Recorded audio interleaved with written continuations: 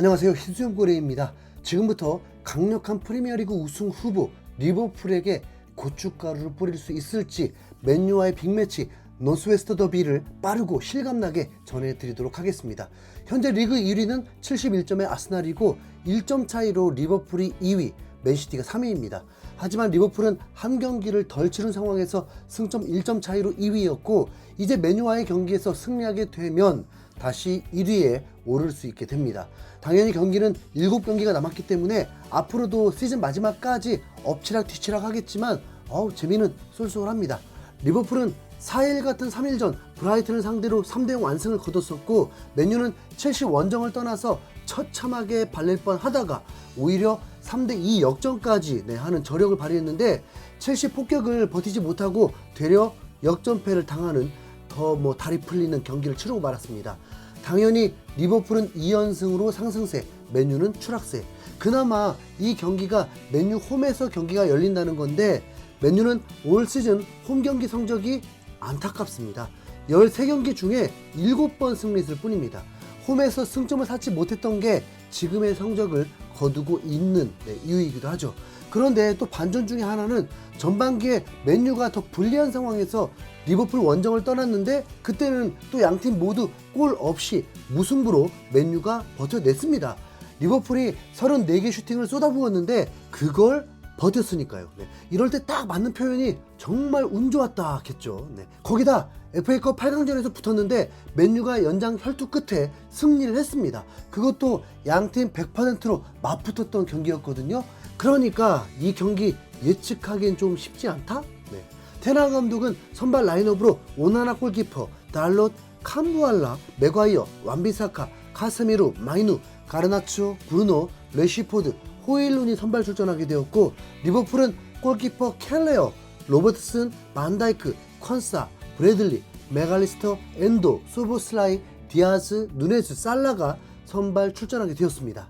양팀 모두 포지션에서 생소한 선수들이 있었는데 과연 어떤 변수가 생길지 지켜봐야겠죠. 그리고 또 하나의 변수는 비가 많이 내리고 있었습니다. 폭우까지는 아니지만 시간당 10에서 20mm 이상은 내리는 비였습니다. 경기는 초반에 맨유가 기선 제압을 했습니다. 가르나초가 골까지 넣었는데 옵사이드 골이었죠. 서로 기세가 꺾이지 않으려고 매우 치열했는데 10분 동안 점유율은 맨유가 더 높았고 리버풀 소보슬라이가 중거리 슈팅 하나가 전체 슈팅이었습니다. 맨유는 라인을 끌어올렸는데 무슨 의도인지 이해가 가지 않았습니다. 리버풀의 공격력을 얕잡아 본 건 아닌지 그래서 초반에 뒷공간이 열리면서 계속 불안감이 보였습니다.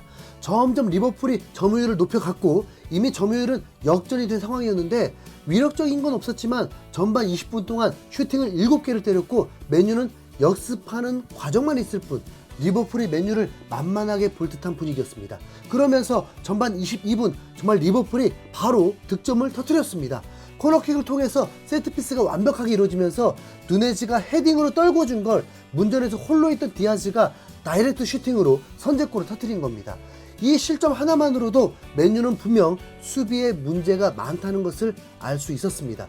디아즈는 리버풀의 핵심 레프트 윙어인데 이 친구를 전혀 마크하지 않았습니다. 전반 26분에 맨유가 세트피스에서 기회를 얻었는데 아쉽게도 문제에서 받아칠 선수가 없어서 찬스를 놓치고 말았습니다. 30분이 넘도록 맨유는 전개에만 뭔가 하는 듯 보일 뿐 슈팅 자체가 제로인 민망한 상황이 되었습니다. 확실히 리버풀의 선수 간 간격이 맨유에 비해서 매우 촘촘하고 수비 조직력도 훨씬 좋아 보였습니다. 맨유는 압박을 받다 보니 하프라인에서 레시포드가 골키퍼에게 멀리 백패스까지 하는 상황까지 나왔습니다. 32분에 리버풀의 역습이 제대로 이루어지면서 살라의 유효 슈팅까지 나오기도 했습니다. 맨유 선수들은 작전을 짰을까요? 디아즈를 마크하니까 이젠 살라가 홀로 있더라고요. 이건 선수 개인 역량으로 분위기 바꾸지 않는 이상 조직력이 완벽한 리버풀의 완승으로 예측이 되었습니다. 얄미울 정도로 협력이 잘 되어 있더라고요. 살라는 5분 안에 슈팅을 3번이나 시도했습니다. 40분 동안 슈팅이 13대 0이라는 게 맨유는 굴욕이 되겠죠. 이렇게 되면 전반기 때처럼 30개 이상의 슈팅이 쏟아질 듯 보였습니다. 맨유는 체력의 문제보다 막무가내 축구였습니다. 이걸 어떻게 봐야 할까요?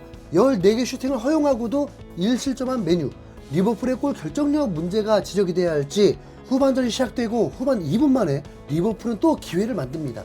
패스가 순조롭게 풀리더니 슈팅이 또 나오는데, 야, 토트넘도 좀 이렇게 슈팅 퍼부었으면 좋겠네요.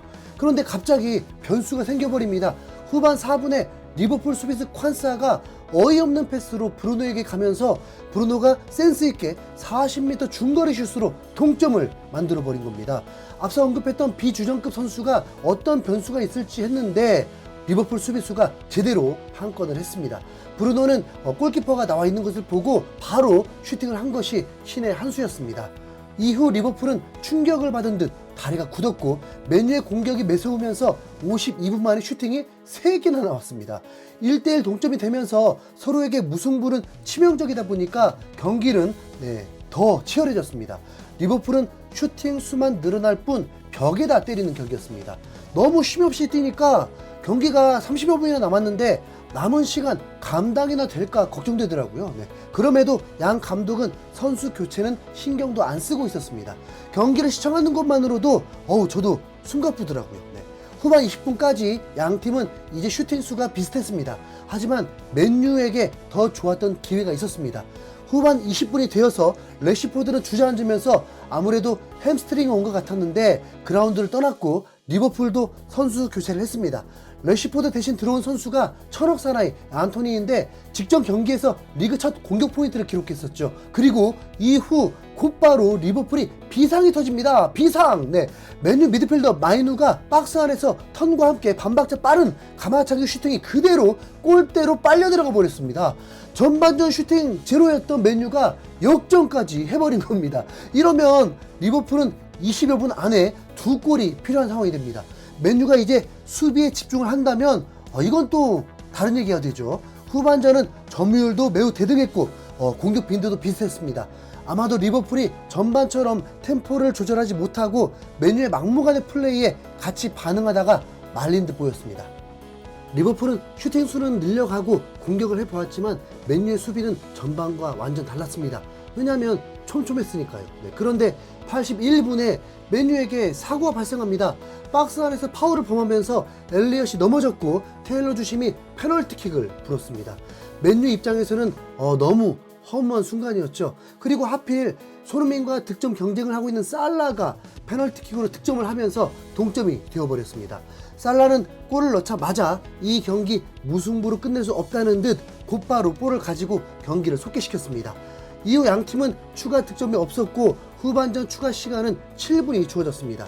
사실 경기는 매우 빠르게 흘러갔기 때문에 빈 시간은 별로 없었는데 경기에 승부를 내길 바랬던 거겠죠. 경기가 이대로 끝나게 되면 두 팀 모두 치명타를 입게 되는 것입니다. 리버풀은 아스날과 승점이 동점이 돼버리면서 불안하게 되고 맨유는 6위마저도 불안하게 되죠. 마지막에 치열한 공방과 함께 리버풀의 프리킥 찬스가 있었는데 엘리엇의 슈팅을 오나나가 쉽게 잡아내면서 그대로 휘슬이 불리고 경기는 2대2로 마무리가 되었습니다.